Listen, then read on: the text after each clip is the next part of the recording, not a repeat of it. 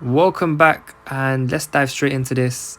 As you can see, this is my Bosch stud finder. Picked it up from B&Q, and by the way, all my equipment that I'm using in this video will be linked down below. You guys can purchase yourself. So the reason I use a stud finder is to kind of see what's behind the wall, so we avoid screwing into any cables or copper pipes. I'm doing the same thing further up, just to see, get a rough idea of what's going on behind the wall. Now I have got the steel railings. I purchased this from B&Q, the whole set. So I'm using my level, make sure the bubbles line up in between the two lines and make sure everything's straight. I'm making a mark, and as you can see, I couldn't get my pencil through, so I'm kind of stabbing it with my screwdriver. It works for me, whatever works for you, you see. And now I'm just made a quick hole in the wall, put a wall plug in, very important, and I'm going to screw the metal railing into the wall so that it's easier for me to work. Instead of me holding it with one hand and using the other hand to mark, it gets very complicated.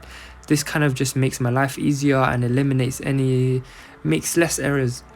So I'm doing the same thing for the bottom, make sure everything's level, and I'm marking it again with my drill, or try to. And yeah, as you can see, there's a hole in the wall now. Another wall plug's gonna go in, and done the same thing that I done for the top of this railing, and boom. And now I can quickly just mark out everything. It's much easier. Sharpen the pencil and made my life easier, literally.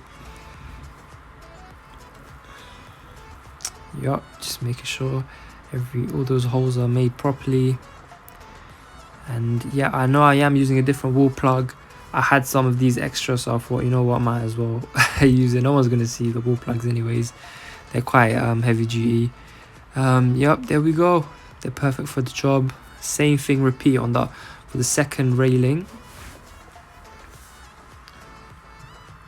Yep, same thing, exact same process.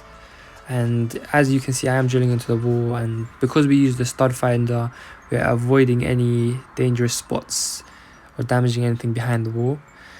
And there we go. Once those two are on, you put the metal brackets in, and these metal brackets can hold up to 70 kg apparently, so it's quite impressive. And I got these wooden shelves. I actually bought a long piece, and then I cut it down from B&Q, and boom, pow, that's it. That's a job.